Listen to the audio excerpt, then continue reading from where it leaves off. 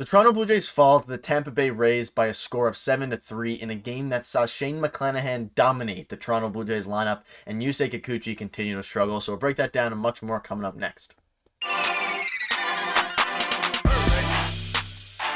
What's up, Jays fans? It's Gosse, your host of Jays Digest. And before we do get into this game reaction, I want to remind you guys to hit the subscribe button. We're very, very close to 7,000 subscribers. Your support has been unbelievable as we continue to pump out the daily Jays content for you guys, even in this rough stretch of Jays baseball. But yeah, let's just get into it. And today was a bit of a rough game. Now, coming into it, we knew we had our hands full with Shane McClanahan going to the bump against our number 5 starter, Yusei Kikuchi, who has, had a very, very rough May, essentially. A very, very rough May, to say the least there. And we'll go over him in a second, but this is concerning. And we're going to be touching on a couple of things, and the main focus is, like I just said, Yusei Kikuchi. So I'm going to pop up the box score here now, and he went 5 innings pitched, giving up 8 hits, 5 earned runs, 2 walks, and 5 strikeouts. Now, the big concern here is Yusei Kikuchi's month of May. He started off the season in April very, very good, posting a respectable ERA, starting off the season hot. His changes were working, his fastball was working. He completely, differentiated himself as a pitcher, especially compared to last year and his previous years. Now, coming into May, the story is completely different. He has an above 5 ERA in May, and like today's start here shows, it did not get any better tonight against the Tampa Bay Rays. Now, last time he started, he had a decent start against the Rays, but it was, a different story today, and it's very, very concerning if Yusei Kikuchi continues to struggle in May. And Chris Black, you can check him out on Twitter if you want, had a bit of an article basically just discussing Yusei Kikuchi's struggles, what's changing, his location, what made him very good in April compared to what's making him very bad here in May. And a big issue with it is that Yusei Kikuchi is getting adjusted to. In the offseason this year, Yusei Kikuchi made some, major adjustments to change his delivery, change, the way he throws his pitches, his mix, and that started to work in April. But unfortunately right now, the hitters have adjusted. So now it's on Yusei Kikuchi to adjust back and hopefully get back on track a little bit here, because he has above a 4 ERA. In May, again, like I said, he has an above 5 ERA, and we really, really need him to be good. And it's very concerning if you're a Jays fan, as, he is only our 5th starter, and the expectations aren't too high, especially coming into the season. The expectations were quite low, but we do not have the room, especially with Alek Manoah and the way he's pitched so far this season, for Yusei Kikuchi to completely fall and not pitch very well at all, because we do not have very much AAA starter depth. We have Zach Thompson and a couple other guys, but as a whole, there's not much depth at all. So we cannot have Yusei Kikuchi start to completely fall off the rails like he has throughout the entire month of May. It was not a very good month of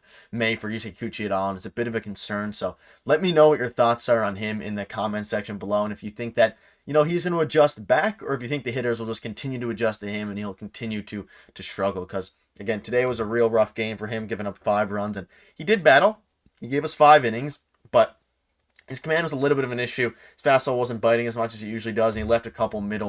And this Tampa Bay Rays team is unbelievable. So leaving pitches middle is just not going to work against them. So let me know what your thoughts are on that as we move into our second topic now, which is the offense could not capitalize. So we had a chance, and to be honest with you, like I said in the intro, Shane McClanahan was dominant. Huge shout out to him, one of the best pitchers, if not, top 3 pitcher in the game. Definitely the best left-handed pitcher in the game right now. Throws absolute gas, carves the Blue Jays every time, and that was no different today. As you can see the hitting here, Springer went 0 for 4, Bichette got a couple hits, Vlad got a hit, Chapman got a hit. Dalton Varsho's starting to heat up a little bit, which is very, very important. And in a game like this where you lose 7-3, you kind of want to look for minor takeaways. And Dalton Varsho getting 2 hits was one of them. And of course, the big show here was Kevin Biggio's absolute nuke in the bottom, on the top of the 8th there. But I don't know, very, very interesting. And shout out to Nathan Lucas as well for his triple. But the offense couldn't capitalize. And what I'm talking about is in the 8th inning with a score of 5-3 following the Biggio home run and a couple of hits. We had a chance. Matt Chapman was the leading run. There was a man on first and second. Matt Chapman was up to the dish with 1 out. And if he had a home run, we would have been in the lead 6-5. But unfortunately, he grounded into a double play with the tying run on first base and completely killed the rally. And then ultimately, the bullpen gave up a little bit of a lead, which we'll touch on in a minute here. But the offense couldn't capitalize. And that's been kind of the story of the entire couple months, last couple months for the Blue Jays is, hitting runners in scoring position, hasn't been great. Yesterday, obviously, we had the huge win, 20-1, but coming out here today, we knew it was going to be tough with Shane McClanahan. It was going to be very, very difficult. They're number 5 against our number 1, or sorry, they're number 1 against our number 5. And it didn't work out for us in the offense. Shout out to Shane McClanahan again, was dominant.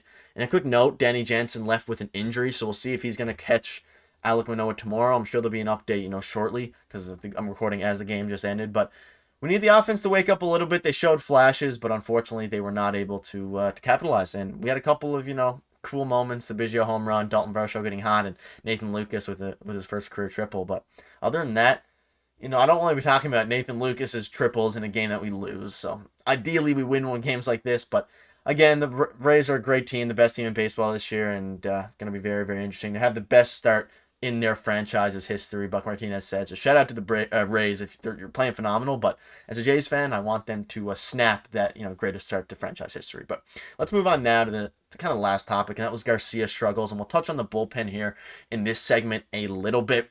And again, there's not much to talk about in this game because it was pretty quick, very, very quick, 2 hours and 30 minutes or so from start to finish. Shout out to the pitch clock.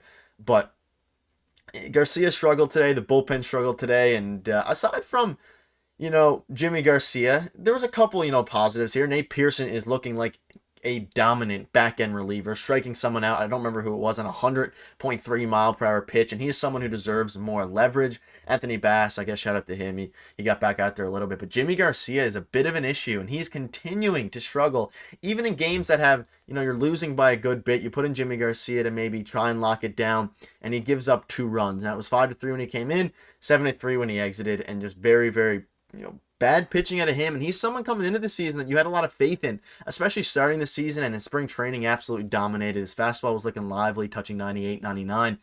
And now he's fallen out of it completely, and it seems like it's Nate Pearson's spot to take. And like I said, he was absolutely dominant in today's game. And shout out to Nate Pearson. But Jimmy Garcia is a bit of a problem. And obviously, we have Chad Green coming back at the trade deadline or so from his injury, and he's definitely going to slot in there. But I don't know, maybe the Jays will look for some bullpen help at the deadline because, the bullpen's, it's working solid. Nate Pearson definitely deserves some more roles. We have Adam Simber, who came back yesterday. We have Zach Pop as well, who's in the mix there. But I don't know, aside from Jordan Romano and Eric Swanson, and I guess now Nate Pearson, it's a bit rough. And Tim Meza as well. So I don't know. It's going to be very, very interesting to see what they do going forward with Jimmy Garcia. But as a whole, just not a great game for him, and he has continued to struggle and plague the Blue Jays going forward.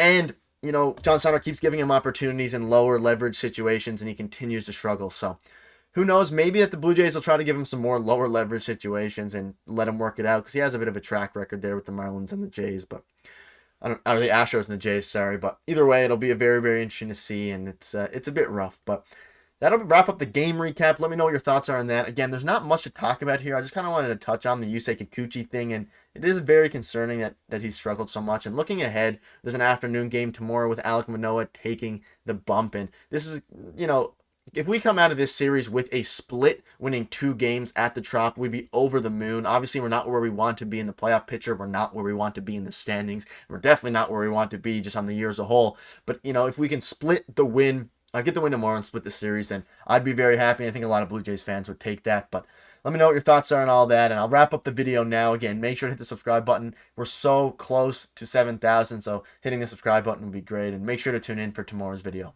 We'll see you then. Cheers.